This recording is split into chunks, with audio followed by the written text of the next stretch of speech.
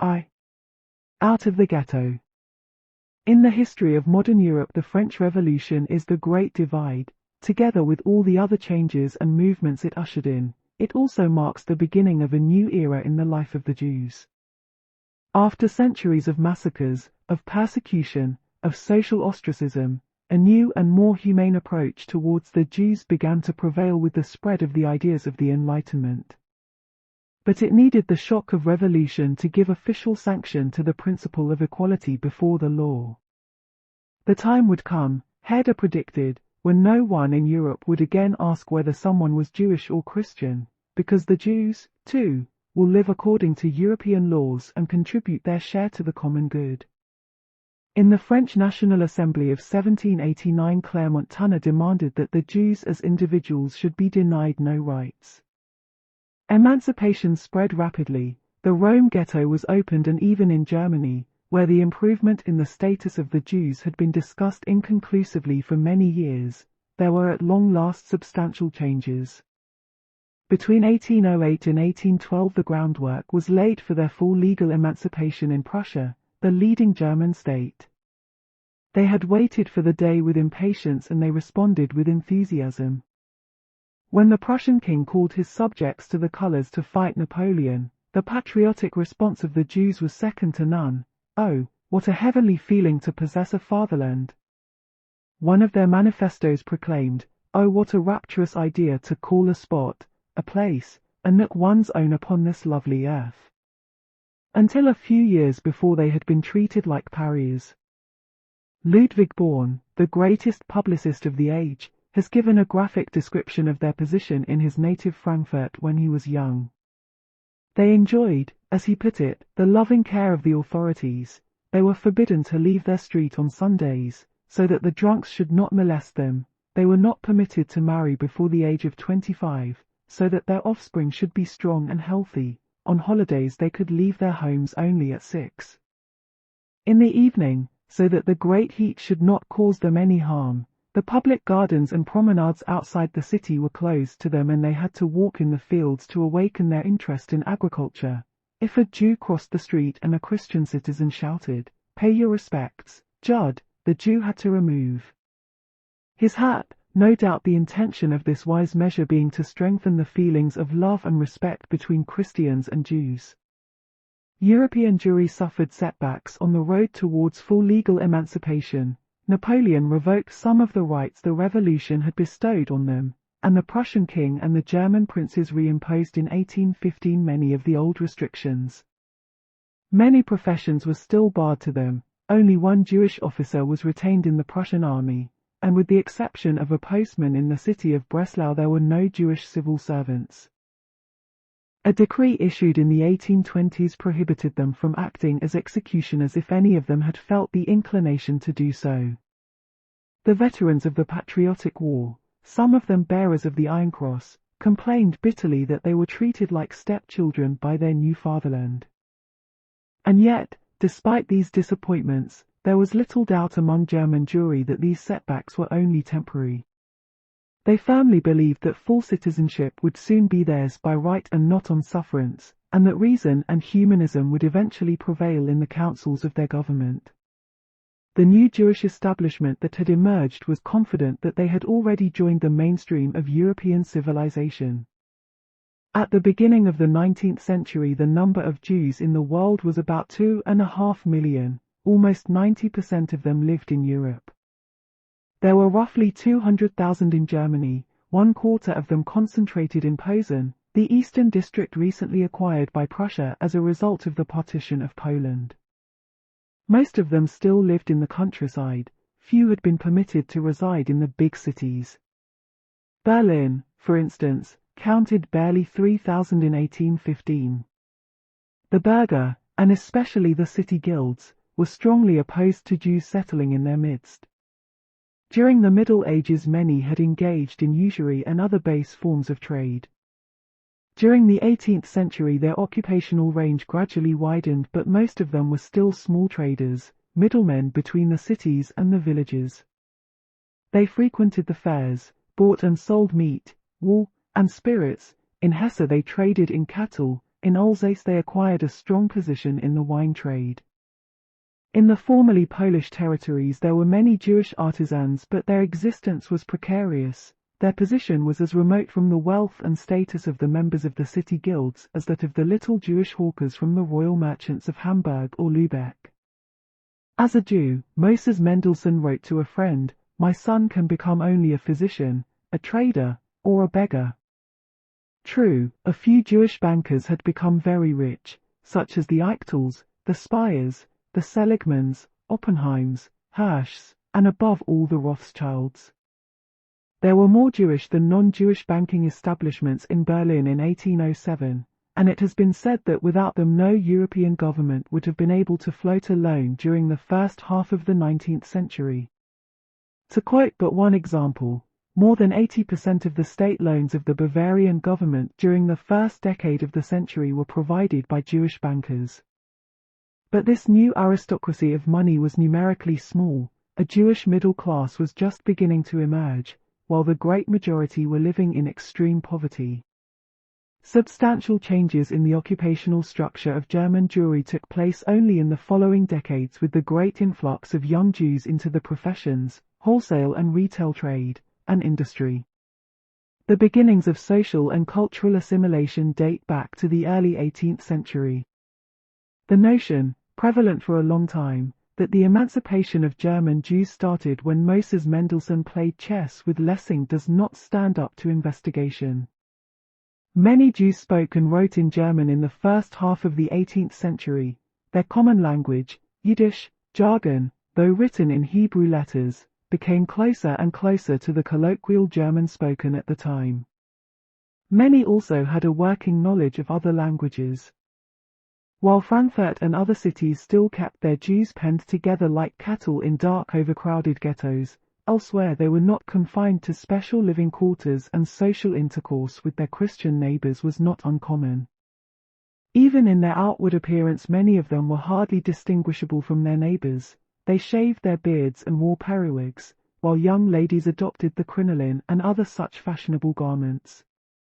The rabbis complained bitterly about the new freedom in relations between the sexes and other manifestations of moral decline, but their authority and everything they stood for was rapidly declining. The knowledge of Hebrew among their congregations was usually limited to the recital, by rote, of a few prayers. Observance of the religious law was, to say the least, imperfect, and the more pessimistic rabbis already lamented the impending end of traditional Judaism.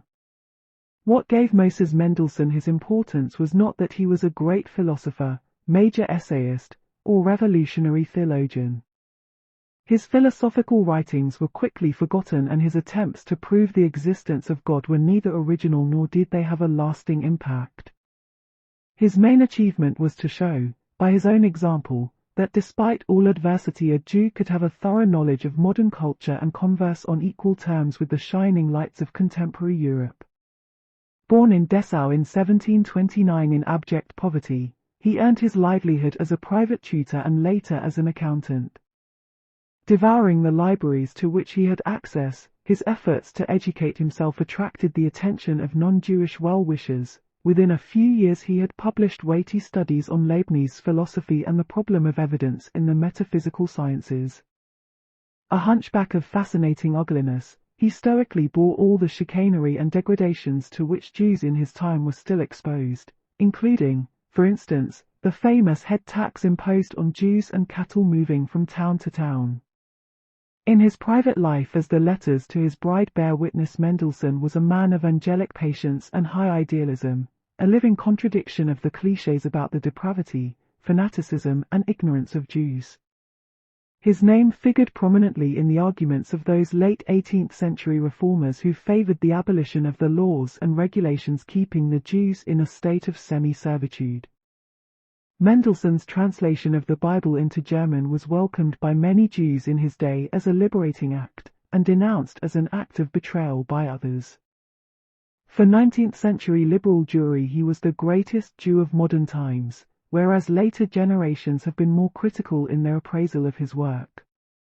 A typical son of the Enlightenment, Mendelssohn taught that Judaism was a Vernunftsreligion, that there was no contradiction between religious belief and critical reason. This was sweet music to the ears of all the educated Jews who were open or secret admirers of the French Enlightenment. It is said that Voltaire had more supporters in Jewish homes in Germany at the time than anywhere else. At the same time, Mendelssohn's teaching was anathema to many Orthodox rabbis who suspected, not altogether wrongly, that his reforms were a halfway house on the road to apostasy. In contrast to the liberal reformers, they believed that in order to survive, Judaism needed the exclusivity of the ghetto. Admired by many, bitterly denounced by others, Moses Mendelssohn became a landmark in modern Jewish history, not so much because of what he did, as for what he was, the very symbol of Jewish emancipation. Despite the reimposition of restrictive laws, social assimilation made rapid progress during the early decades of the 19th century. Many Jews moved from the villages into larger towns, where they could find better living quarters. They sent their children to non-Jewish schools and modernized their religious service. Among the intellectuals there was a growing conviction that the new Judaism, purged of medieval obscurantism, was an intermediate stage towards enlightened Christianity. They argued that the Jews were not a people. Jewish nationhood had ceased to exist 2,000 years before, and now lived on only in memories. Dead bones could not be exhumed and restored to life. Jewish spokesmen claimed full equality as German citizens. They were neither strangers nor recent arrivals. They had been born in the country and had no fatherland but Germany. The messianic and national elements in Jewish religion were dropped in this rapid and radical aggiornamento. Towards the middle of the 19th century, Gabriel Rieser, the most eloquent and courageous advocate of emancipation, suggested that a Jew who preferred a non-existent state and nation, Israel, to Germany ought to be put under police protection, not because his views were dangerous but because he was obviously insane. About the depth of patriotic feeling and of commitment of men like Rieser there could be no doubt. Whoever disputes my claim to the German fatherland, he said on one occasion, disputes my right to my thoughts and feelings, to the language that I speak, the air that I breathe. He deprives me of my very right to existence, and therefore I must defend myself against him as I would against a murderer. On another occasion he declared that the forceful sounds of the German language, the poems of German writers have kindled in our breast the holy fire of freedom. We want to adhere to the German people, we shall adhere to it everywhere. Rieser summarized his philosophy, the spiritual marriage of Judaism and Germany, in a rhymed device: Einen Vater in den Hohen, ein Mutter haben wir, Gott in aller Wesen Vater, Deutschland unsere Mutter hier. We have one Father in heaven and one Mother, God the Father of all beings, Germany our mother on earth. He was by no means in favor of abandoning Judaism as he understood it. On the contrary, he never for a moment considered baptism, the easy way out chosen by so many of his contemporaries, and this despite the many bitter disappointments he suffered as a Jew. Rieser had to leave Altona because he was not permitted to pursue his professional work as a lawyer in his native town. He was refused a teaching position in Heidelberg, and in Hesse, where he went next, he was even refused citizenship.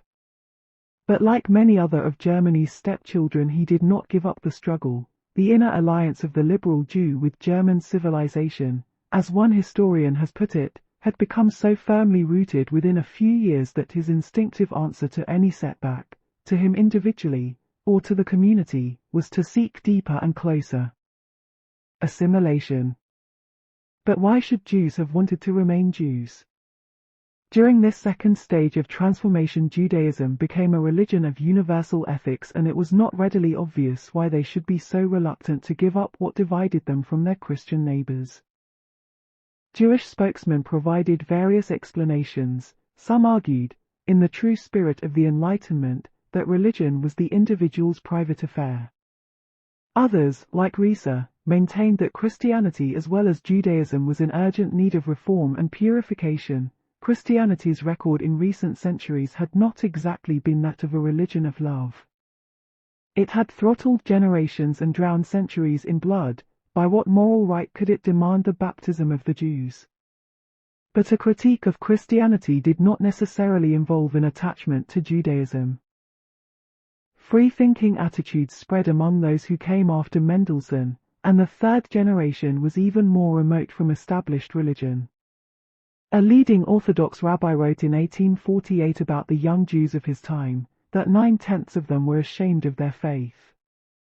Statements like these abound. They were perhaps not meant to be taken literally, but they indicated a general trend. Of Mendelssohn's children, all but one changed their faith, and many of his pupils, too, converted. David Friedlander, the most important among this group, inquired in a public manifesto published anonymously about the possibility of a mass conversion of leading Berlin Jews and their families.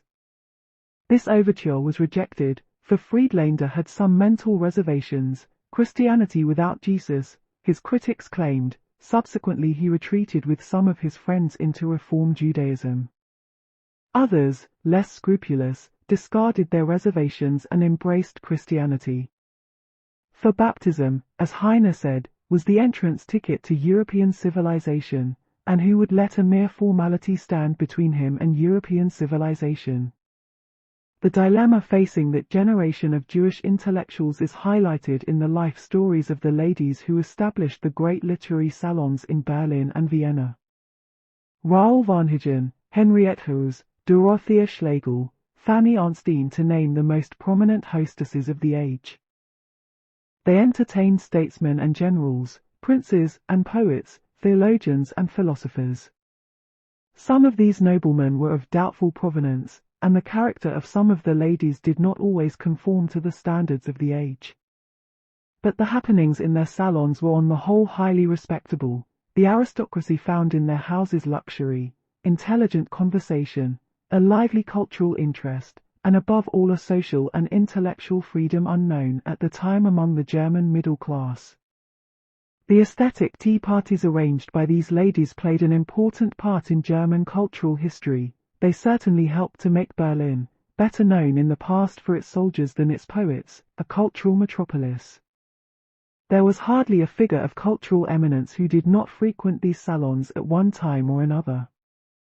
Some talked about these occasions with derision, others wrote with genuine appreciation about the role played by the daughters of the Cohens, the Itzigs, and the Ephraims, who promoted the cult of Goethe and Jean-Paul at a time when most Germans were still immersed in Rinaldo Rinaldini and Kotzebue.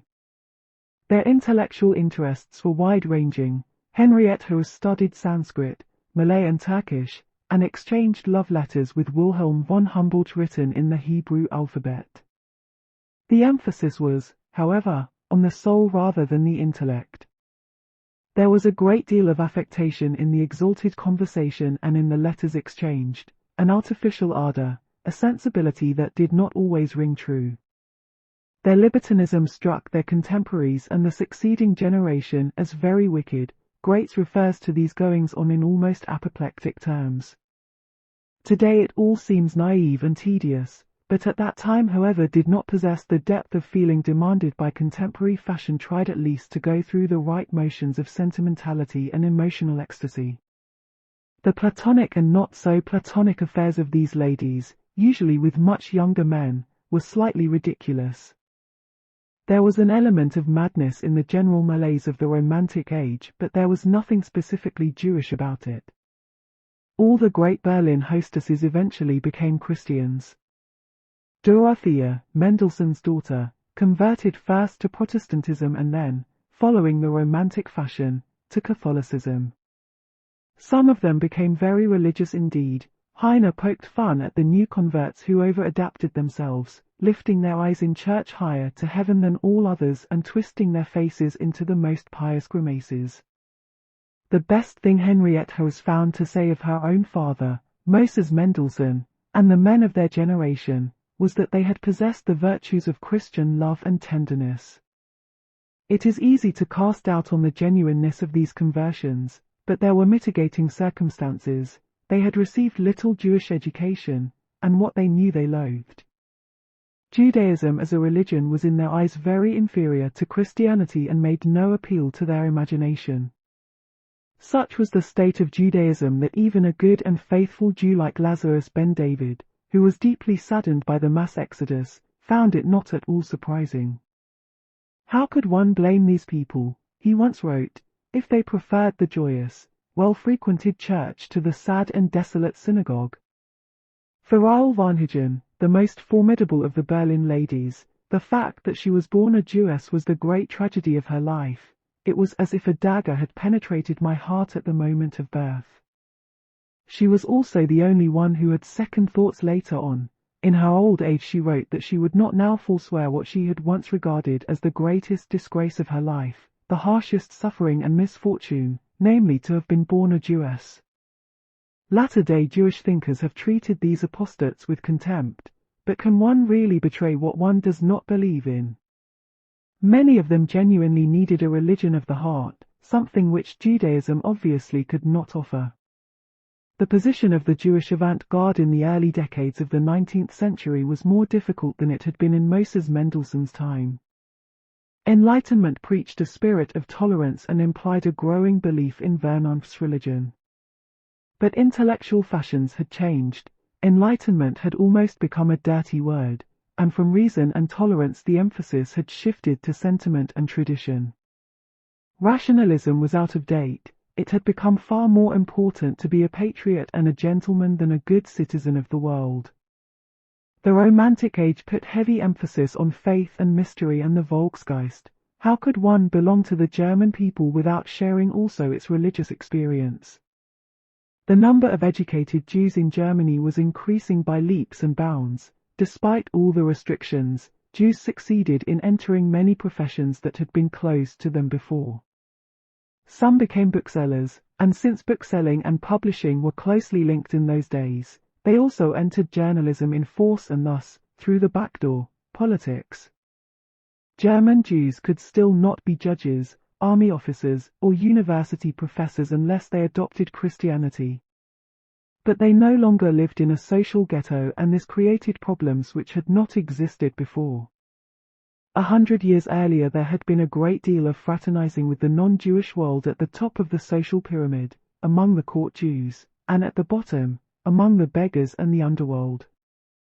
Now, with the rise of a substantial Jewish middle class, the attitude towards its surroundings became a major issue. Gretchen Gebert in George Herman's novel of that name provides an illuminating account of the way of life, the beliefs, and the behavior of this new Jewish bourgeoisie in the Berlin of the 1820s and 1830s. There was still a seemingly insurmountable wall between the beautiful young heroine and her non-Jewish lover. The fact that he belonged to the Boheme was an additional complication. "It was bound to come," is the constant refrain. Gretchen, the family decided, had to marry the good provider, the crude, unromantic typically Jewish cousin from the small town in Posen with whom she was not at all in love.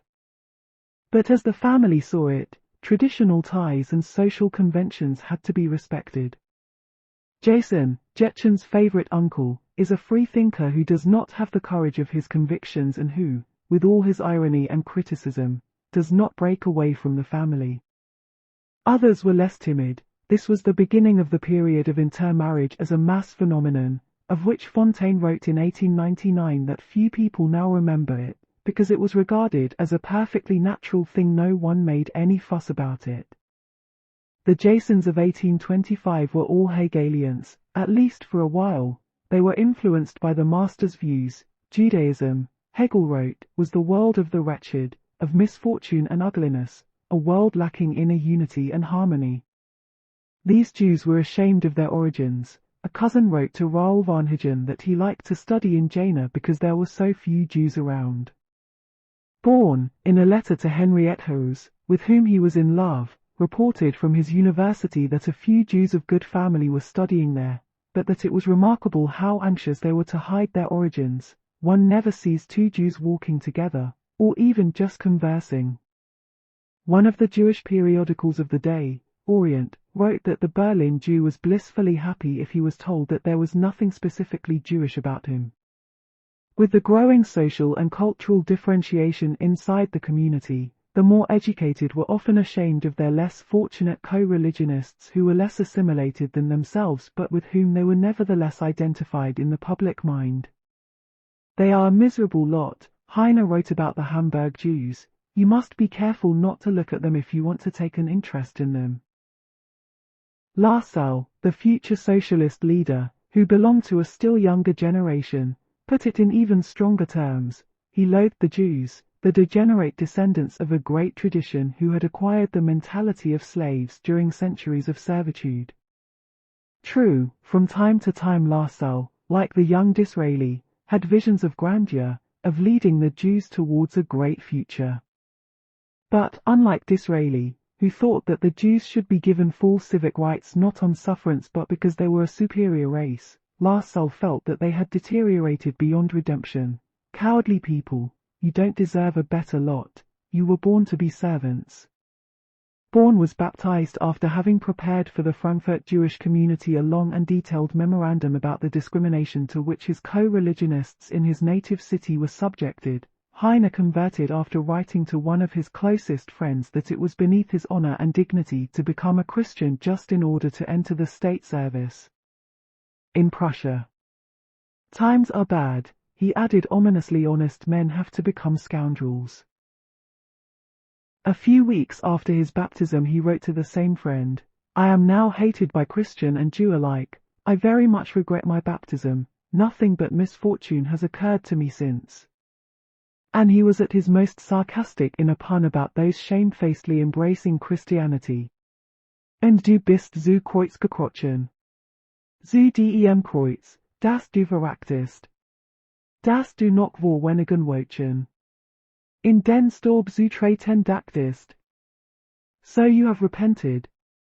Crawling towards the very cross which you derided only a few weeks ago. Heine's conversion has remained something of a mystery. Only a little while before he had written to another friend, Moritz Embden, that he was indifferent in matters of religion and that his attachment to Judaism had its roots in his deep antipathy to Christianity. Heine made a great many contradictory statements about Judaism, as he did about Germany and the future of socialism. It is rarely profitable to search for ideological consistency in the work of a poet, nor is its presence necessarily a virtue. Born, his contemporary, was more of a politician, and his strength too was the literary essay, not politico-economic analysis.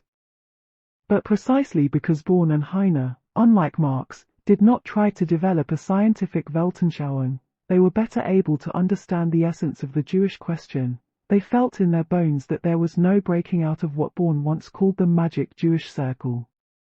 Everyone spoke about the Jews. He had experienced this 1,000 times and yet it remained forever new. Some accuse me of being a Jew, others forgive me for being a Jew, still others even praise me for it. But all of them reflect on it. Both Born and Heine were more concerned with Jewish topics after their conversion than before. Heine announced towards the end of his life that he felt no need to return to Judaism because he had never really left it. Born, too, took a more positive view in his later years. The Jews had more spirit than the non-Jews, he noted. They had passions but only great ones, which recalls Heine saying that the Greeks had always been no more than handsome youths, whereas the Jews were always men. Born defended the Jews against their detractors in the same way as he used his pen on behalf of other just causes. Like Heine, he felt no link with any positive religion.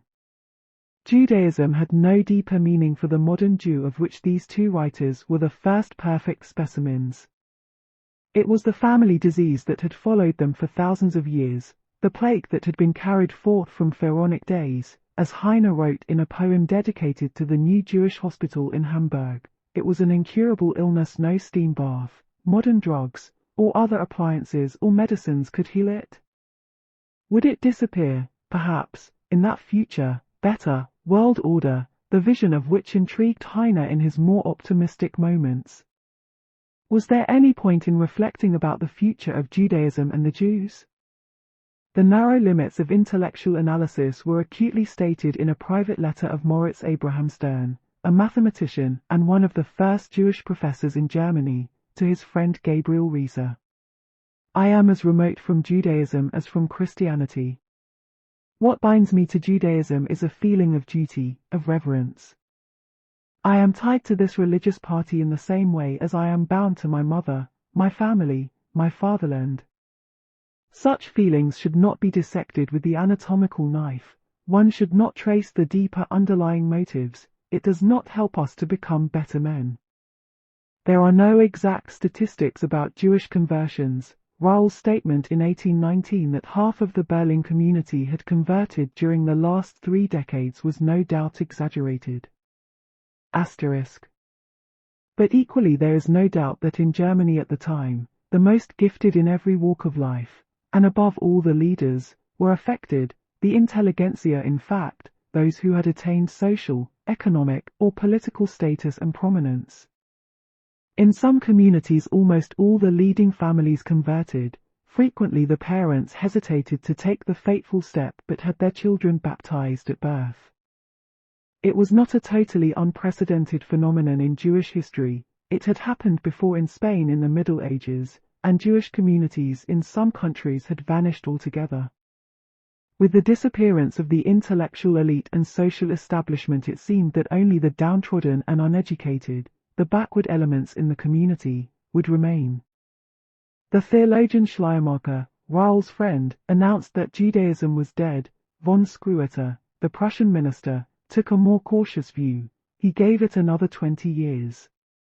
Few Jewish intellectuals of that generation did not on one occasion or another play with the idea of baptism. They established sundry cultural and social circles to search after truth, to love beauty, to do good. But what was specifically Jewish in this praiseworthy endeavor? All of them wanted to Europeanize Judaism, to purge it of its archaisms. Away from Asia was one of their main slogans. There were suggestions to ban Hebrew and the Talmud. The introduction of the German language into the synagogue became fairly general. Benziv, one of Mendelssohn's pupils and close collaborators, complained of the gradual disappearance of Hebrew and put equal blame on enlightened parents and conservative rabbis. The parents wanted their children to learn only subjects that would assist them in their professional career, languages, mathematics, the sciences. The Orthodox rabbis, on the other hand, banned worldly subjects altogether, opposing religion to science.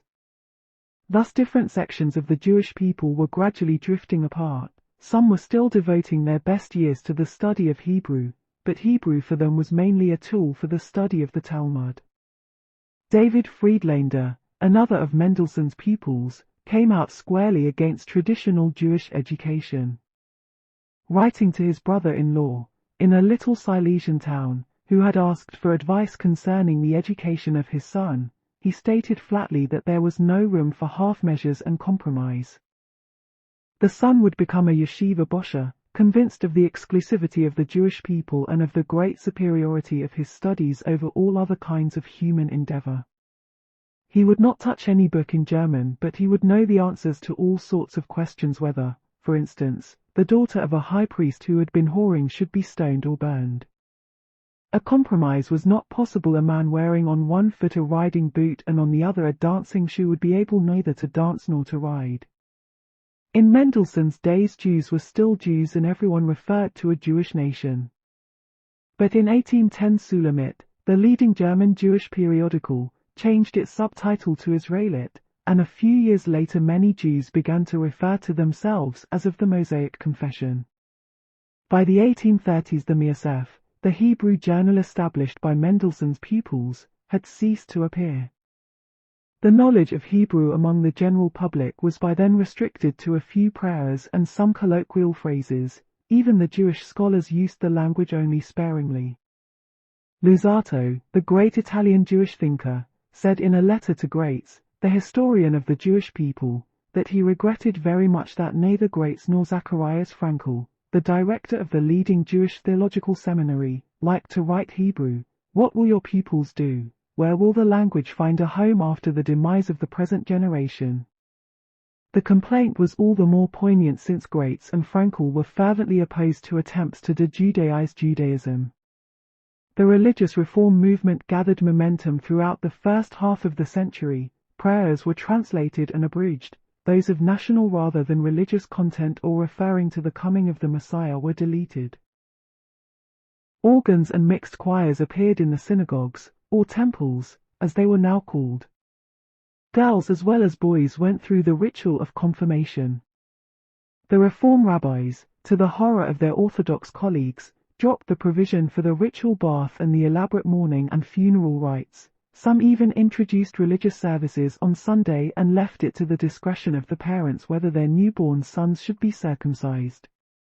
The curriculum of the Jewish schools changed out of recognition, and it was alleged that in some of them children were singing Christian hymns such as Ein Festberg ist unser Gott. They were lighting the candles of both the menorah, the Chanukah candelabra, and the Christmas tree. A powerful impetus to reform Judaism had been given by Moses Mendelssohn, who saw no contradiction between the essentials of a Jewish religion and his own moral maxims such as love truth, love peace, Jerusalem. At the same time, the scientific study of Judaism, Wissenschaft des Judentums, began to prosper, reawakening interest in the Jewish poetry of the Middle Ages, and retracing the development of Jewish prayers and ritual customs. But even those who were deeply convinced of the values of Judaism, its tradition and its contribution to civilization, regarded it more as an impressive fossil than a living faith. When towards the end of the 19th century Steinschneider, a leader of this school, was told by one of his students about early Zionist activities, he looked longingly and sadly at his great collection of Jewish books and said, "My dear fellow, it is too late. All that remains for us to do is to provide a decent funeral." The German Jewish Haskalah, Enlightenment, led many Jews away from Judaism, and it has come in for bitter attacks from both the Orthodox and the latter-day Jewish national movement. Mendelssohn and his pupils had paved the way for de-Judaization, the argument ran, for the apostasy of individuals, and ultimately for the disappearance of the faith altogether. But such attacks ignore the historical context and therefore usually miss the point. The great decline in faith had set in well before the turn of the century. Judaism had been undermined from inside. The Haskalah was not the cause of this crisis but its consequence. Orthodox Jews naturally expressed their horror at the progressive Christianization of the synagogue, for this, not to mince words, is what it amounted to. But the Reform movement was only the reaction to the chaotic state of religious life. The Haskalah did not kill religious piety, on the contrary it tried, even if not successfully, to restore dignity to rabbis and synagogues, whose prestige, according to 18th century witnesses, had fallen to an all-time low. Prayers, mechanically recited, were interrupted by social conversation, the exchange of business information, and even occasional brawls and fisticuffs.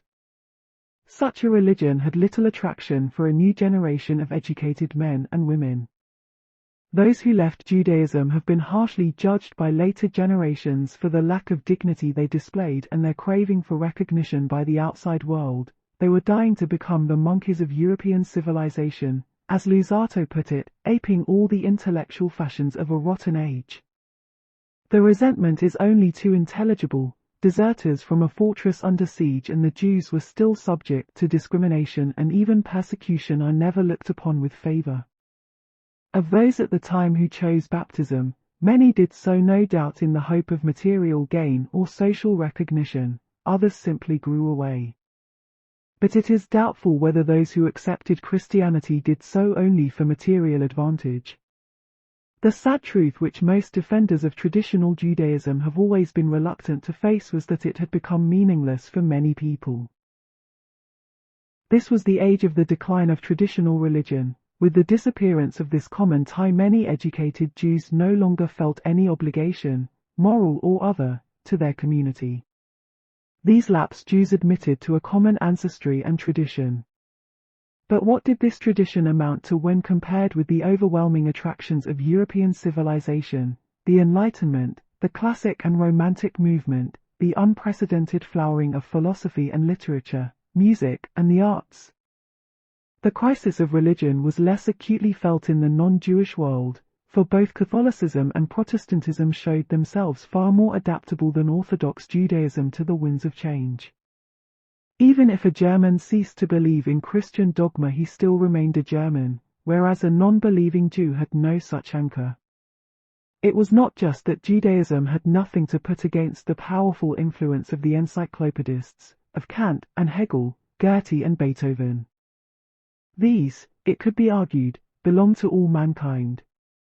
The real problem was that Judaism as a religion, and few at the time regarded it as anything else, had little if any attraction for Western-educated people. The last movement that had stirred the Jewish world, the Messianism of Shabtai Zvi and his pupils, had long ago petered out. Some of its offshoots, such as the Donmeh in Turkey and the Frankists in Galicia, had ended up by adopting Islam and Christianity respectively. Throughout the 18th century the leading German rabbis had been engaged in perpetual internal strife, suspecting each other of various heresies. Rabbi Emden of Altona claimed that the amulets sold by Rabbi Eberschutz of Hamburg to pregnant women, they were supposed to have a magic effect, included a reference to Shabtai Zvi. This was the great confrontation shaking Central European Judaism for many years.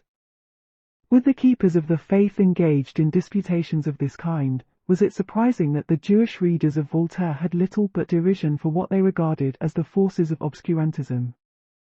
Much of the influence of the Enlightenment was shallow and its fallacies were demonstrated only too clearly in subsequent decades. But in the clash between secularism and an ossified religion based largely on a senseless collection of prohibitions and equally inexplicable customs elaborated by various rabbis in the distant past, there was not the slightest doubt which would prevail. It was a conflict between a modern philosophy and a moribund religion. Both the apostates and the advocates of assimilation were later accused of seeking to emancipate themselves as individuals instead of fighting for the emancipation of their people. German Jews in particular have been severely criticized for their pusillanimity. But those who opted out, it cannot be emphasized too often, did not feel themselves at all members of a people. At most they sensed that they were members of a community of fate whose destiny had been fulfilled. Nor was assimilation confined to Germany. The idea that the Jews were no longer a people had been given official sanction by the Sanhedrin convened by Napoleon in 1807. What happened in Germany during the first half of the 19th century was by no means unique, it simply predated developments elsewhere in Europe by several decades. And yet, of those who opted for conversion, some took the decision with a heavy heart. They had ceased to believe in Judaism, but they still felt that open dissociation from the ancestral faith was a cowardly act. Shortly after he was baptized, Heine wrote to a close friend referring to the members of their own circle the Association for Culture and Science among the Jews that no one should be called an honest man before his death. I am glad that Friedlander and Ben David are now old, and they at least are safe, and no one will reproach our age that we did not have a single one among us who was without blame.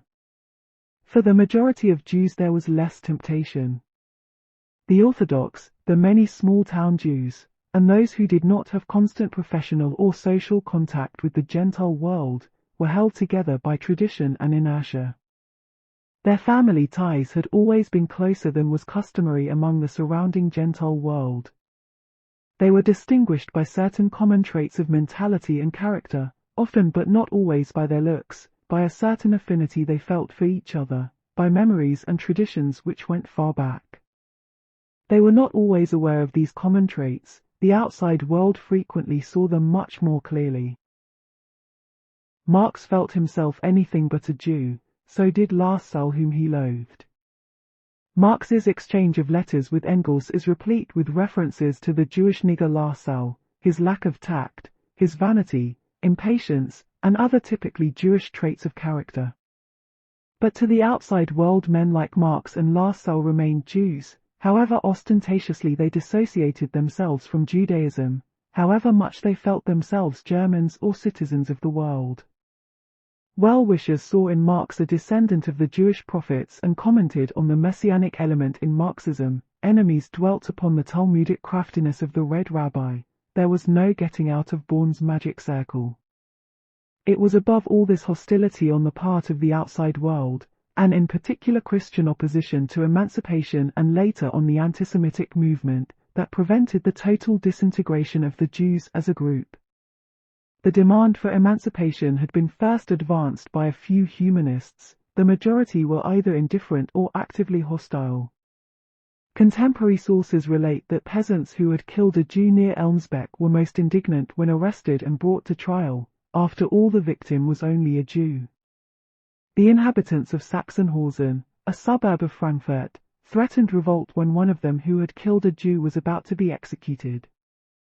Many leading spirits of the age were anything but philosomites. Goethe said the Jews could not be given a part in a civilization whose very origins they negated.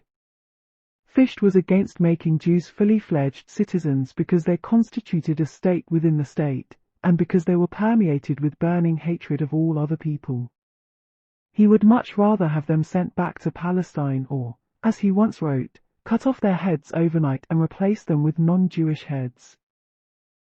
According to official Christian theology, Jews as individuals could be redeemed if they wholeheartedly embraced Christianity, shedding their superstitions and improving themselves morally and culturally.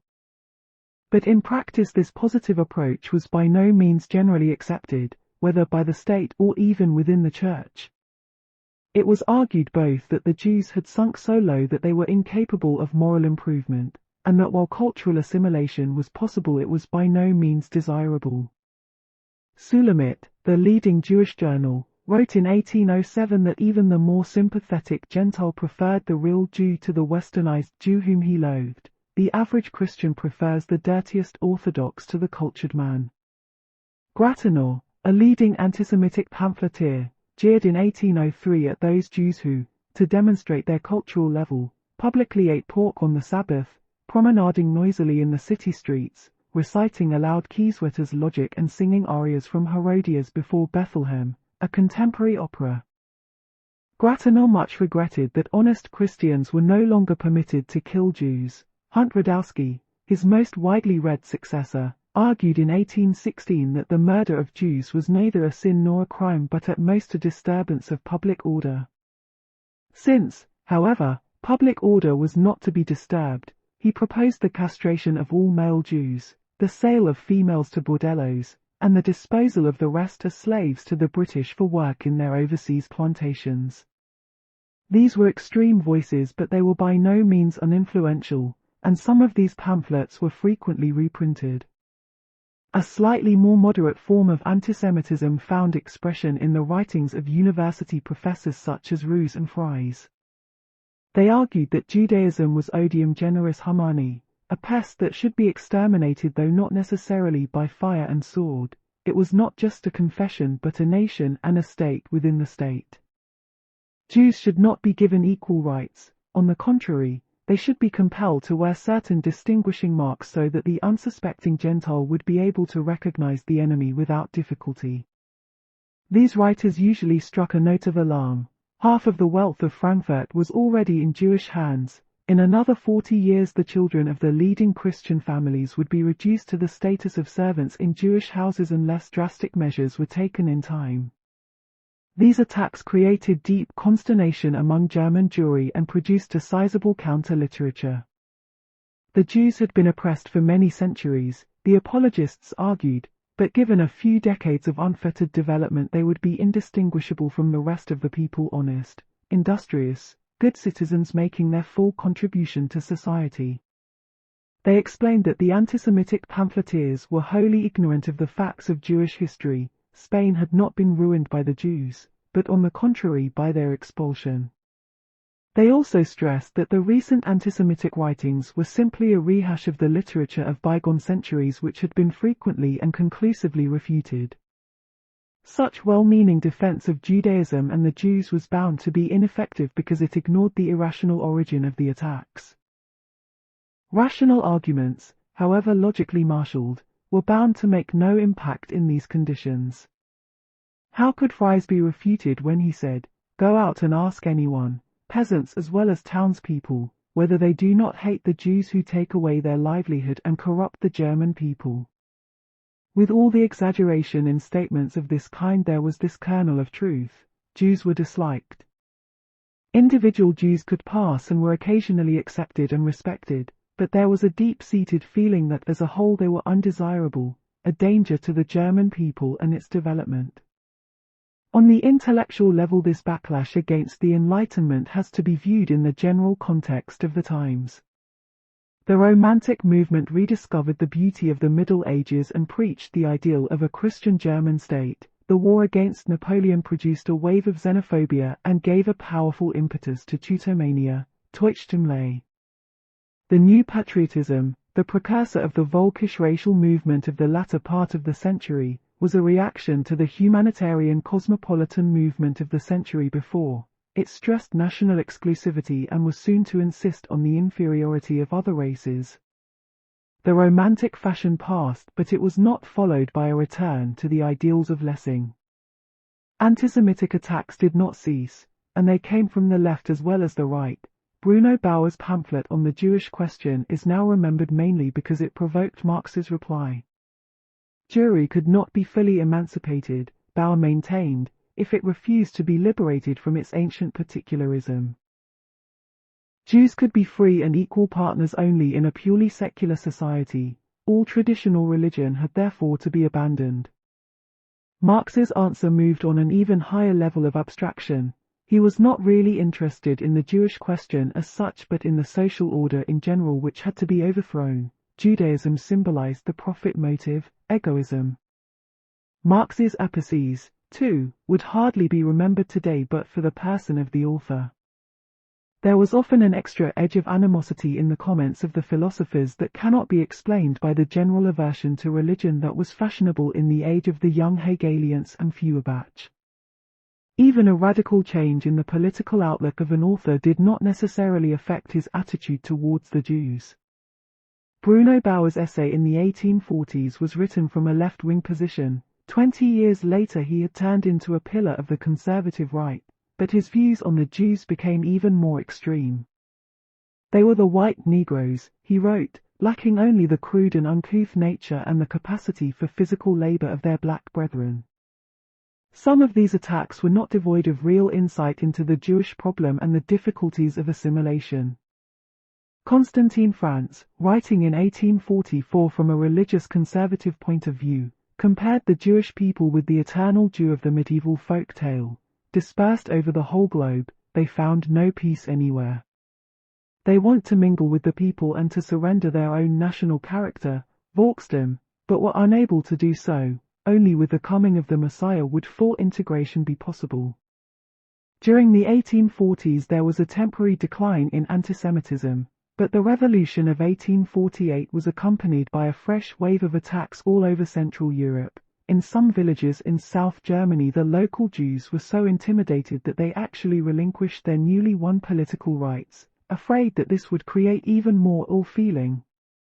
The Jews were puzzled by these outbreaks of antisemitism. They regarded them as a mysterious atavism, a ghost from the Middle Ages which, with the spread of education, would gradually be laid to rest.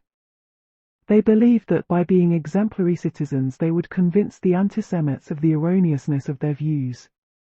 If they had weaknesses, these were the residue of centuries of oppression and economic constraints. They angrily rejected the argument that social ostracism and persecution had left ineradicable traces in their national character. Given 50 years of educational effort and peaceful development, they would show the world how well they fitted into civil society. Heine indeed predicted that their contribution to civilization might be greater than that of other people. Jews were indignant when an anti-Semite like Roos argued that they still constituted one nation. They are somehow one nation from Brody to Tripoli. They and their ancestors had been born in Germany, and they emphasized on every occasion their attachment to the country that continued to treat them like stepchildren. Only a few expressed doubts about the future relationship of Jews and Germans. A Jewish writer in Orient who argued in 1840 that we are neither Germans nor Slavs nor French, and that the southern Semitic original tribe, Yostam, could never merge with the racial descendants of the north, was looked upon as an oddity. The lightning rod theory of antisemitism was the one most commonly accepted. The Germans, being latecomers among the nations of Europe, still lacked a true national consciousness. They had to prove their patriotism by persecuting others, and they blamed the Jews for the misfortune besetting them. Born thought that Judeophobia was originally economic and social in character. His conclusions were pessimistic. It was pointless to try to refute antisemitism logically. All the arguments had been known for 50 years, reason apparently did not count. From the very beginning of the modern antisemitic movement, Jews were in two minds whether it was wiser to reply to the attacks or to ignore them. Some Jewish periodicals decided to play down the extent and significance of the anti-Jewish riots of 1819 and again of 1848. Occasional stupidities of the German Michel against the Jews must be regarded from broader vistas. Bertold Albach, the novelist, wrote to a friend in 1848. Jewish apologetic literature was curiously restricted in its arguments. It defended the Jews, but counter-attacks were considered in bad taste. Saul Asher, almost the only one who made no secret of his feelings about Teutomania, did not have the blessing of his fellows. Years later, Jewish spokesmen dissociated themselves from Born and Heine, the émigrés who had shown excessive zeal in their struggle against the ultra-nationalists. It seems unduly timid, but a good case can be made in retrospect in justification of those who counselled caution. Attacks on the incipient Völkisch nationalism could not have had the slightest impact. They would have been bound to strengthen the Teutomans in their belief that Jews were the enemies of the German people. If a man was convinced that Jewish influence was corrupting, nothing a Jew said or wrote would shake him in his belief. There was no room for a dialogue, not even for polemics. Much of the apologetic literature concentrated on refuting anti-Semitic attacks on the Jewish religion, but in this respect the Jewish liberals were on shakier ground than they realized. The anti-Semites rediscovered the Talmud and the Shulchan Aruch, whereas the Jews had just about managed to forget them.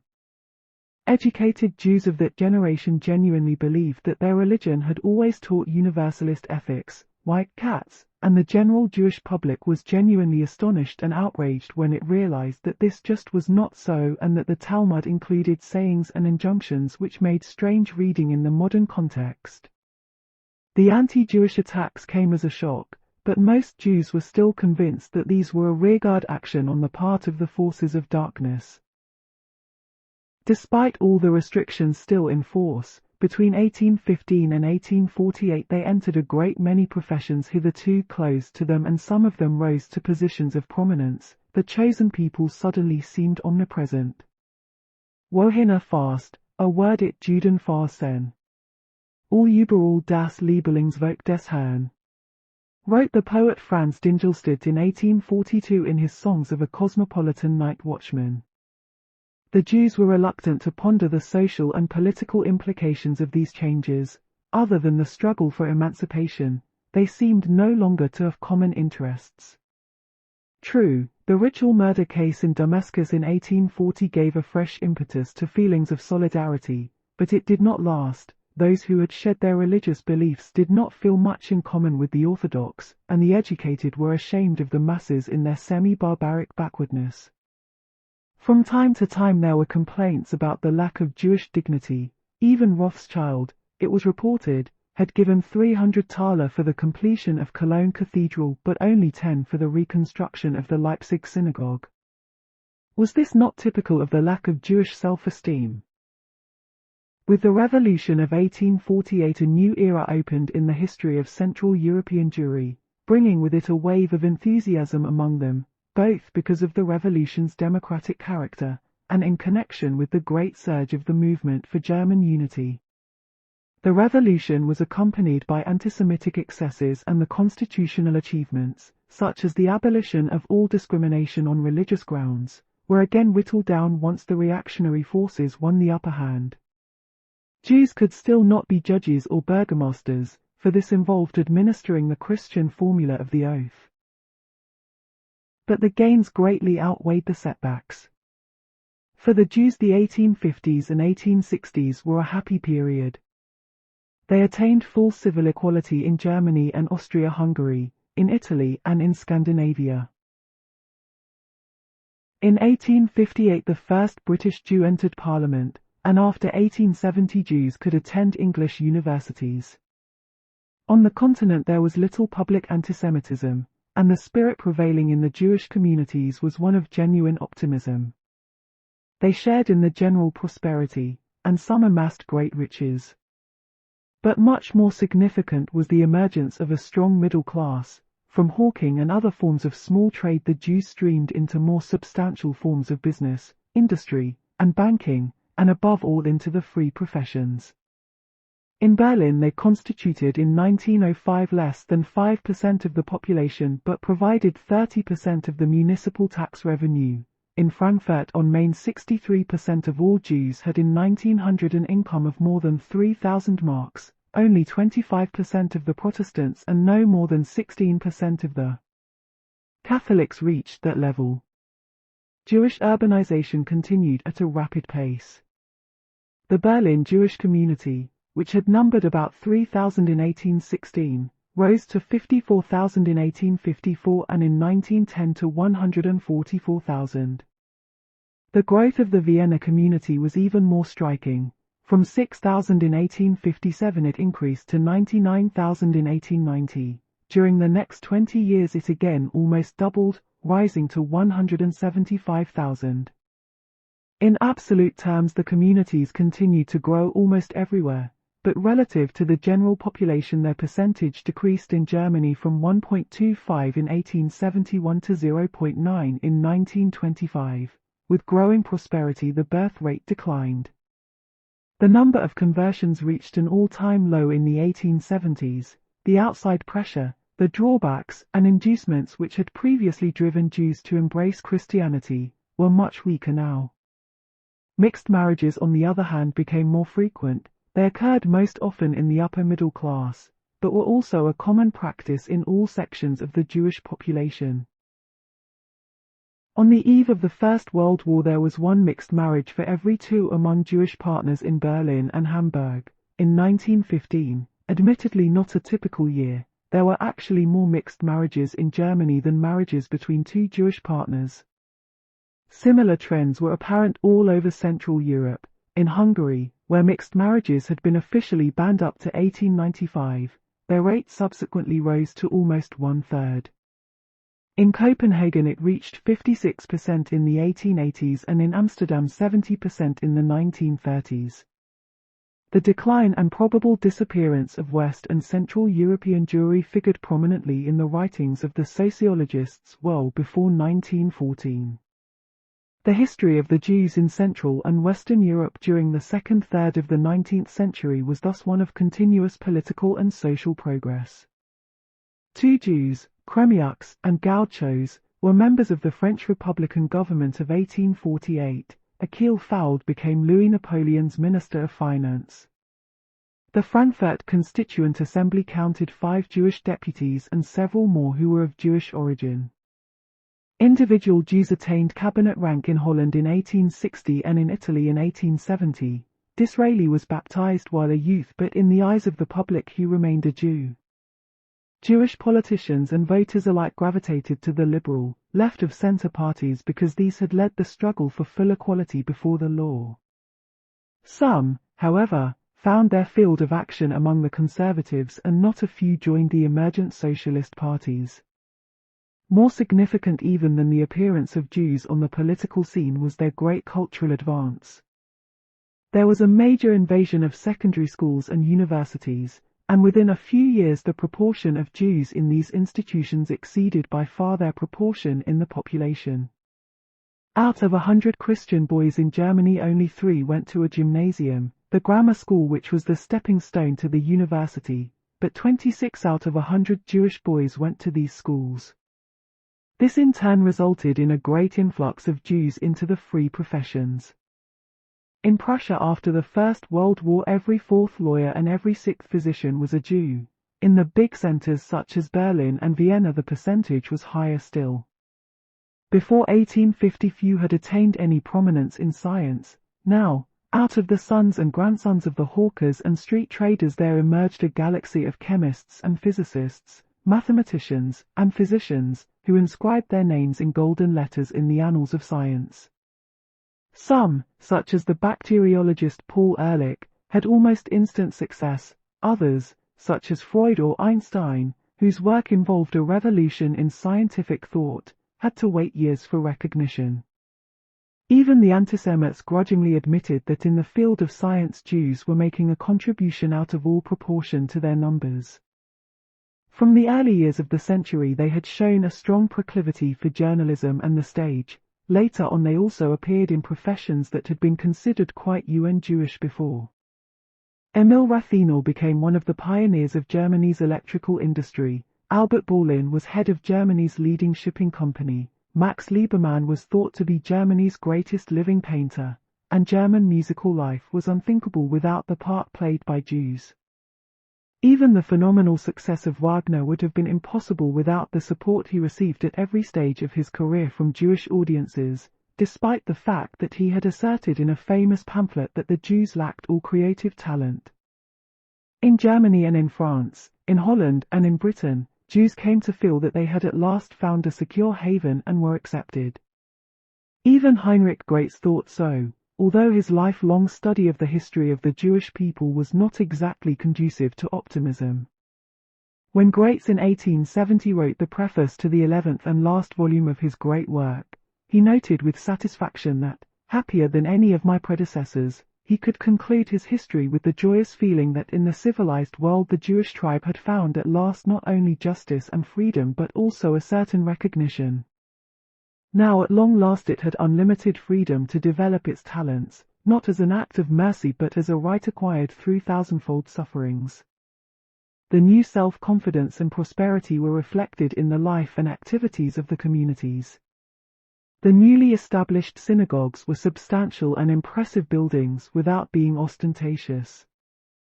The extreme reform movement had made little further progress, but the religious services had been streamlined and shortened, and the sermons were in German. The synagogues became much more dignified, in contrast to the noise and disorder which had characterized the traditional shul.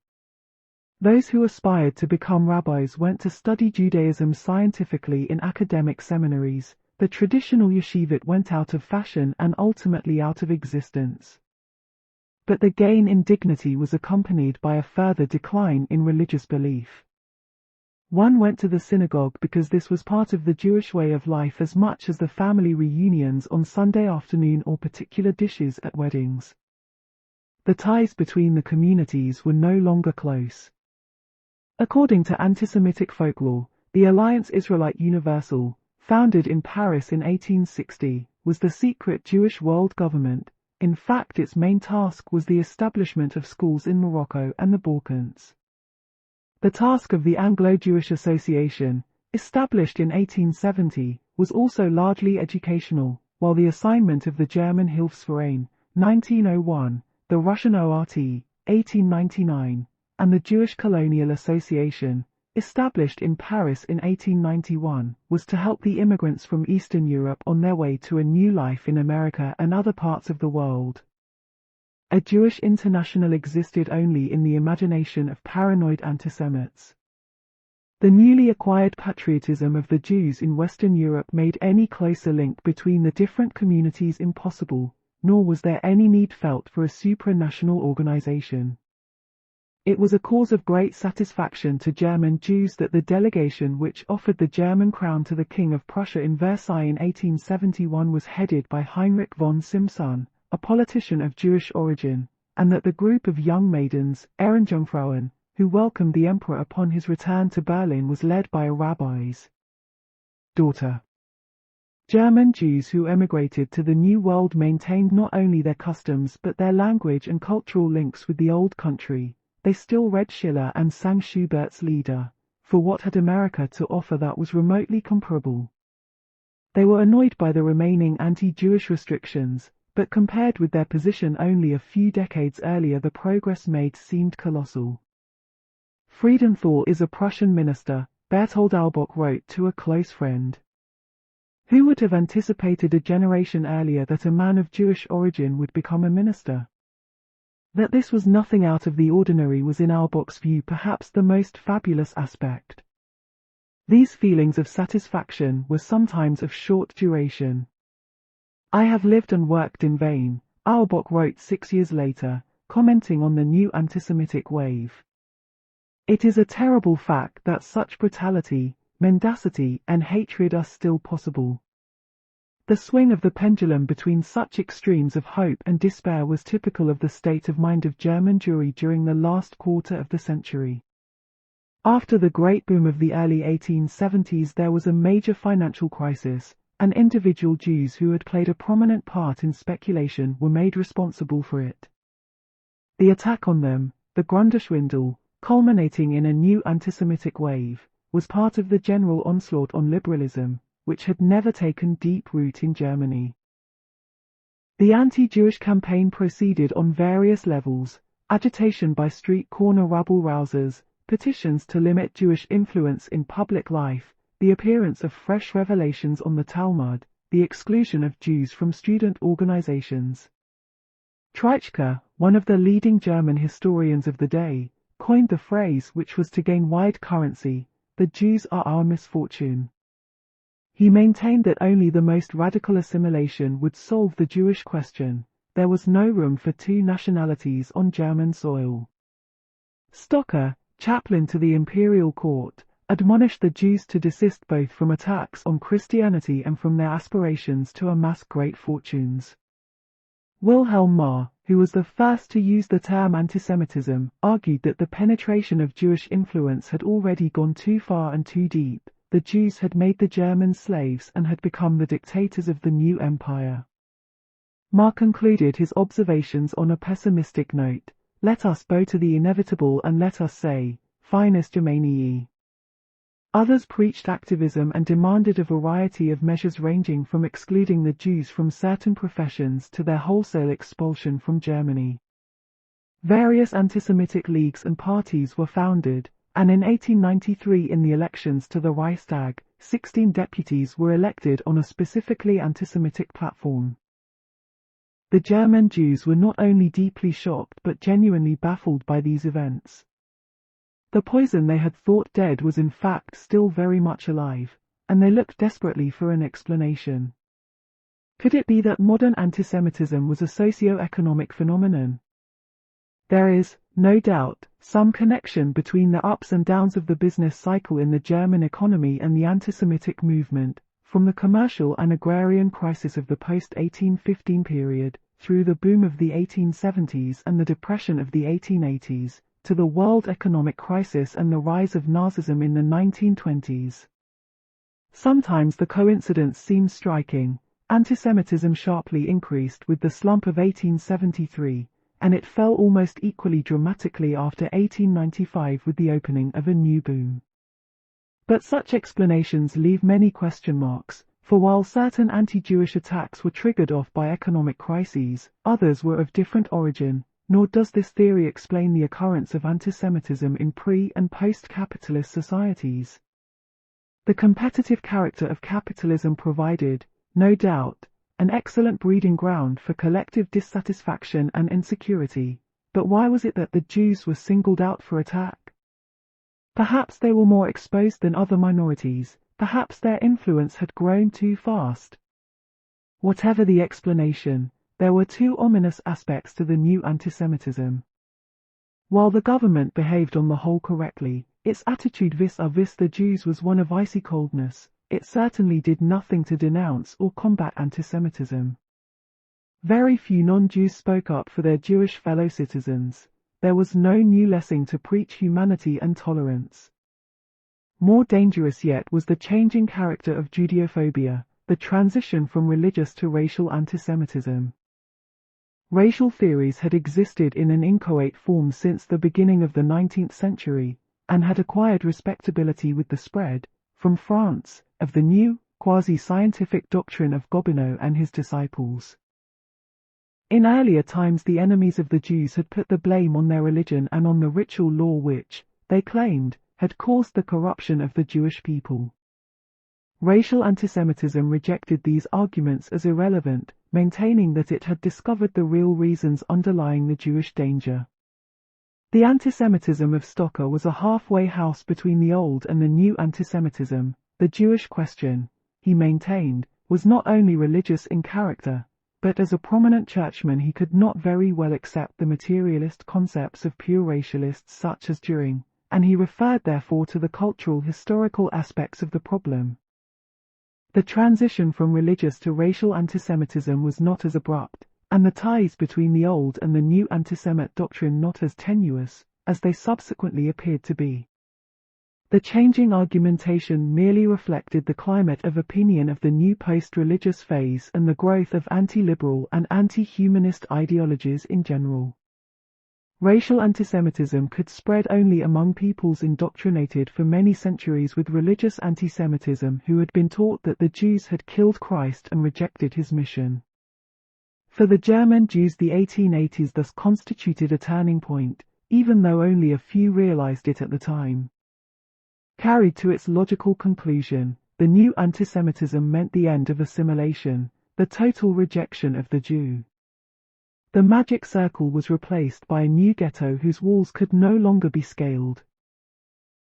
For racial characteristics, according to the new doctrine, were unchangeable. A change of religion and the rejection of his own heritage did not make a Jew into a German, any more than a dog could transform itself into a cat.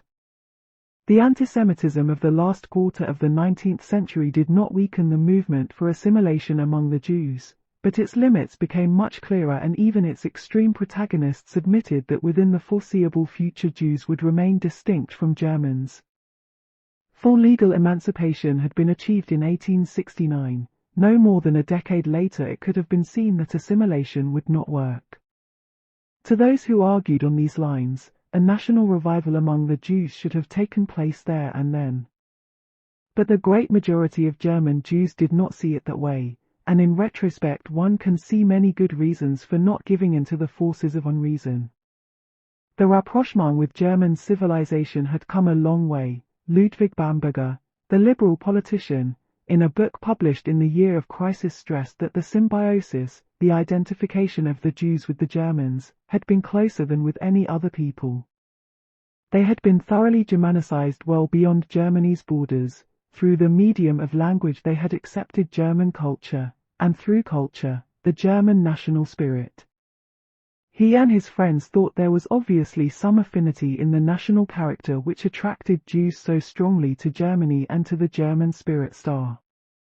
Raphael Lowenfels, in a pamphlet published in 1893, put the case in even blunter terms: were educated Jews not nearer to enlightened Protestants than to the fanatics who believed in the wisdom of the Talmud? Were they not closer to German Catholics than to French Jewry? However, still used in his prayer as the old formula "next year in Jerusalem," Lowenfels maintained, should go where his heart drew him. But no educated Jew would be willing to leave his beloved fatherland for a country where in time immemorial his forefathers had lived. This was not just the belief of an individual, it expressed the convictions of a great many Jews. In the year this pamphlet was published, the Central Association, Zentralverein, of German citizens of Jewish persuasion was founded, to become later on by far the strongest organization of German Jewry. The first point in its program stressed its attachment to Germany. The ties between them and Jews abroad were similar to those between German Catholics and Protestants and their co-religionists in other countries. The Zentralverein stressed the need for Jewish pride and consciousness and rejected the extreme and undignified forms of assimilationism which had proved both ineffective and dangerous, while asserting that for German Jews there was no future but on German soil. In the modern world there were few if any totally homogeneous nations. Everywhere different religions and nationalities existed side by side. Despite the particularities setting them apart from the rest, the Zentralverein thought that there was every reason to believe that there would be an honorable place for Jews in the broader framework of the German nation. It is tempting in retrospect to dismiss all this as so much wishful thinking. But the spirit of the age was still basically optimistic, and it was commonly assumed that the appeal of anti-Semitism was bound to be restricted to the backward sections of society, in particular to those who had suffered from the consequences of industrialization. The reaction against the Enlightenment and liberalism, the new cult of violence, and anti-humanism, were thought to be transient cultural maladies. Growing prosperity would help to restore both sanity and social stability. There were more than a few straws in the wind which seemed to justify such optimism. The antisemites, divided into several factions, lost much of their political influence after 1895, though they continued to exist as small sects bitterly fighting each other. The emergence of the new antisemitism had shown that there were grave problems and strains that had been ignored, or at any rate underrated, but there seemed to be no good reason to give up hope. Nor was there any reason why German and Austrian Jews should regard their own position with special concern. In Russia and Romania the situation was incomparably worse. From 1881 on, Eastern Europe was plagued by a series of pogroms. Even in France, which had a smaller Jewish community than Germany, their position was far more precarious. The French antisemitic movement predated Ma, Stocker, and during it was more articulate and its influence more widespread. It was, in fact, the pioneer of modern anti-Jewish ideology. The German and Russian antisemites frequently imported their ideas from Paris. Later on, during the Dreyfus Affair, antisemitism in France became a nationwide issue to a far greater extent than in contemporary Germany. The main attack on assimilation came from within the Jewish camp, from those who maintained that the perfect synthesis between Judaism and Western civilization had nowhere materialized. The assimilated German Jew, as his Eastern co-religionists saw it, had lost his Jewish spontaneity and warmth and his inner peace. He had invested a great deal of effort in being like the others but had not achieved the recognition he so much desired, and as a result he was an unhappy being, suffering from a peculiarly painful and apparently incurable form of schizophrenia. This, for instance, was the impression young Chaim Weitzmann gained when he came to Germany as a young teacher in the 1890s. German Jews, he found, did not believe in the existence of a Jewish people. They had no real understanding of the nature of anti-Semitism. There was no real Jewish life. It was all stuffy, unreal, divorced from the people, lacking warmth, gaiety, color, and intimacy. In one of his essays, Avdut Betok Herut Slavery in the Midst of Freedom, Ahad Ha'am maintained that Western Jews knew in their innermost heart that they were unfree because they lacked a national culture. To justify their existence they had to dispute the view that every people had an individual character and assignment. Such criticism contained much that was true, but it was not very helpful since it ignored the essential differences between Jews in Eastern Europe and their co-religionists in the West. The issue was exceedingly complex. What Weitzmann wrote about German Jews is sometimes almost textually identical with the views expressed by Herzl and the Slavophiles a generation earlier about the lifeless, Philistine Germans. Could it be that Russian Jews and German Jews had been infected by the disdain their respective host nations felt for each other? Ahad Ha'am played a central role in the history of the Jewish cultural renaissance, but in his case, too, the ideas he popularized were by no means part of the Jewish tradition but had their roots in the West. Jews in Eastern Europe were able to retain their national identity because there were so many of them, and it was therefore much easier to preserve their way of life and a folklore of their own. Nor was there a strong temptation to accept Russian, Romanian, or Galician culture, whereas Western Jews, much fewer in numbers, had been strongly attracted by German, French, or English civilization simply because it was so much superior. We cannot and do not want to retreat from emancipation. A Zionist, F. Oppenheimer, wrote, "If we analyze ourselves we find that 95% of our culture is composed of Western European elements." The Jewish nationalists from Eastern Europe had a more acute perception of antisemitism and the limits of assimilation, but they failed to understand the problems facing Jews living in a milieu so unlike their own. Western Jewry, rootless and relatively few in numbers, could not help but be absorbed. History had shown that even big countries have found it impossible to shut themselves off from more advanced cultures and more modern ways of life. Latter-day critics have said that the process of assimilation went too fast and too far. What had begun as furtive glances soon turned into a passionate involvement, G. Skolem. This resulted both in a great deal of newly awakened creativity and in deep insecurity. Many Jews, it was further argued, enriched German economics, philosophy, science, literature, and the arts, whereas only a very few made a corresponding contribution in the Jewish field. But there was no Jewish science, philosophy, or economics, and it is more than doubtful whether there was room for a specifically Jewish literature or art in Western Europe. By and large, the love affair between Jews and Germans remained one-sided and unreciprocated. The Jews showed more enthusiasm and understanding for what was best in German culture than most Germans. Regrettably, no one showed much gratitude to the Jews. But assimilation was a natural process, and it was in no way limited to German Jewry. Elsewhere in Western Europe, assimilation began later but went further than in Germany. The integration of Italian Jewry was more complete than in Germany, where the constant influx of Jews from the East provided a blood transfusion or an irritant, according to the way one saw it. The situation in Britain differed from that in the rest of Europe. There was more intermarriage, in particular with the aristocracy, than anywhere else. Emancipation came to England in the traditional way such issues are resolved in that country piecemeal, on an empirical basis, not as the result of ideological, abstract debates. After the king had visited a London synagogue one Friday evening in 1809, following an invitation by the Goldsmith brothers, social contacts with Jews became respectable. It took until 1867 for a Jewish member of parliament, duly elected, to be permitted to take his seat. Lionel de Rothschild, the first Jewish member of parliament, did not make a notable contribution to British politics. In fact, he never spoke in a debate. But the ice was broken, and a few years later a Jew became Solicitor General and the last disabilities were removed.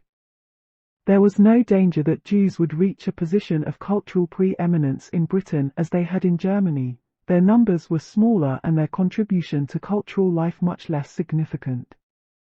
Moreover, the British did not suffer from feelings of insecurity. There was no fear of racial pollution. Full assimilation, on the other hand, was not even considered desirable. While Jews had of course to conform to the British way of life, they were at the same time expected to keep some aspects of their individuality. They were considered a race apart, and a country accustomed to ruling an empire saw in this an enrichment rather than a danger to its national existence, provided, of course, Jews did not get too numerous and powerful. The parallels between assimilation in Germany and France are much closer. Almost everything that has been said about both the achievements and the shortcomings of the assimilation of the Jews in Germany applies also to France. If Mendelssohn's children converted to Christianity, so did the children of Crémieux, the great fighter for the rights of French Jews. It was often said that Jews felt closer to the Germans than to any other European people, and that they became more deeply rooted there than anywhere else. Yet those who made such claims usually did so without much knowledge of the state of affairs of France. During the 19th century, French Jews were integrated in the social life of their country. The younger ones, whether conservative or radical, an observer noted towards the end of the century, were totally absorbed in their non-Jewish surroundings. They had no philosophy other than that of the camp to which they belonged. To raise the Jewish question would have been considered tactless. Judaism for this generation was no longer a religious, social, or political concept. Chernoff. Jews were second to none in their French patriotism. Many of them left Strasbourg and Colmar and moved to France when these provinces became part of Germany after the defeat of 1870. The hesitancy of French Jews to take collective action during the Dreyfus trial showed that they wanted to believe that the affair had no specifically Jewish aspect.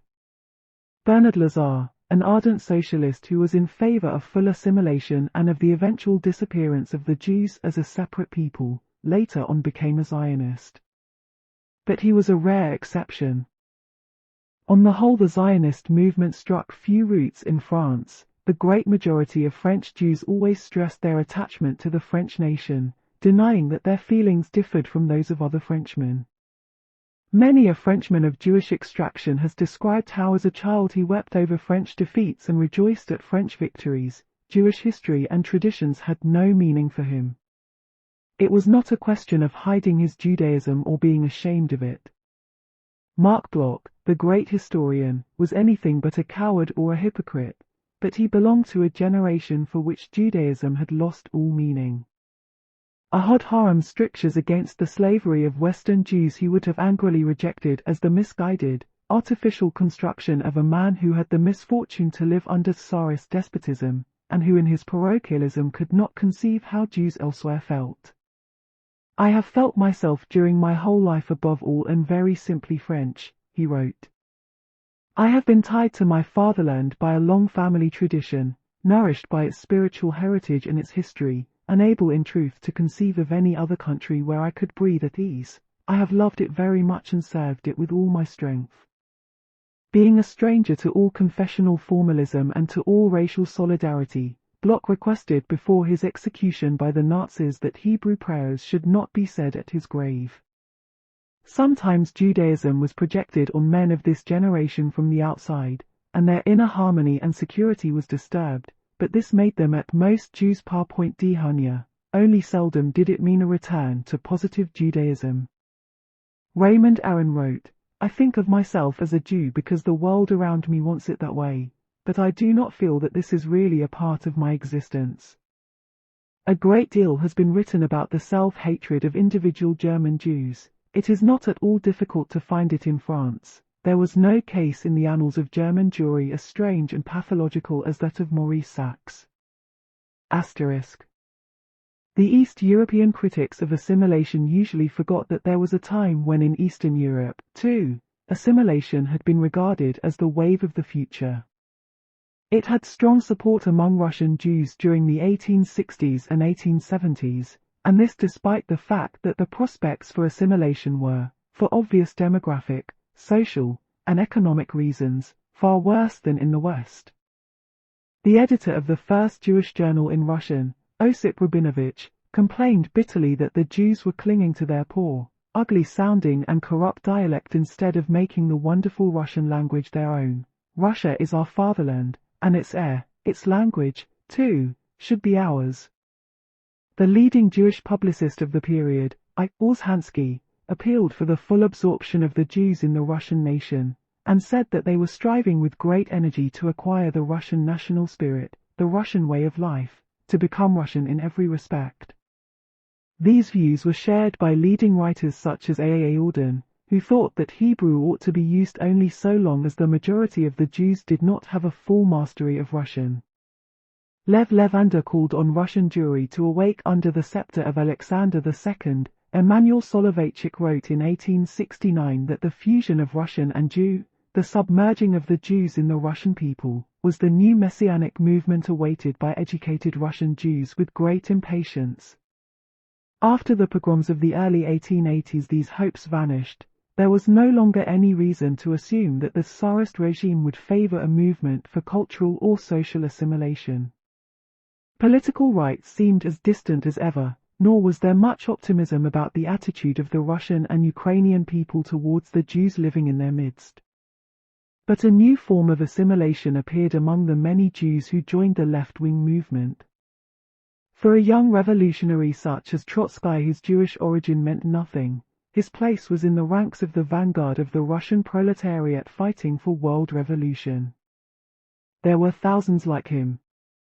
Assimilation, then, was a general problem, a historical phenomenon not confined to countries where Jews constituted a marginal group. True, it made more rapid progress the smaller and the more prosperous the Jewish minority, the higher the culture of the host country, and the closer the economic ties between Jews and non-Jews. Arthur Rupan, who was the first to study the sociology of the Jews, noted well before the First World War that assimilation was a general process. During the Middle Ages, their particular economic and social position had made assimilation well nigh impossible, but the tremendous changes which had taken place since had weakened the ties between Jew and Jew in every respect. If some viewed this process with unease, Rupan himself regarded it as a grave danger. Others saw it as an inevitable development to which moral and emotional judgments could not and should not be applied. The Orthodox found it easier to resist because most of them were sheltered from close contact with the outside, non-Jewish world. But it was not at all unusual to see the transformation within a very short time of an Orthodox Jew who had ventured outside the ghetto, from Talmudism and strict observance to extreme assimilation. Samuel Holtheim and Moritz Lazarus, leaders of the reform movement among German Jewry, belonged to this category. Others viewed the gradual disappearance of the Jews as regrettable but inevitable, and some even thought that the vocation of Israel was not self-realization but self-surrender for the sake of a higher, trans-historical goal. Many liberals and socialists felt that national distinctions were losing their importance all over the world, and that the Jews, because they had no national home, would be in the vanguard of this movement towards one global culture, one way of life. They did not share the belief that God had created peoples to exist forever and that each of them had an eternal mission. One of the heroes in Gottfried Keller's Fähnlein der Siebenaufrechten, a stalwart Swiss patriot, raised the question in discussion with his friends, just as a man in the middle of his life and at the height of his strength will think of death, so he should consider in a quiet hour that his fatherland will vanish one day. Because everything in this world is subject to change, is it not true that greater nations than ours have perished? Or do you want to continue existing like the eternal Jew who cannot die, who has buried Egypt, Greece, and Rome and is still serving the newly emerged peoples?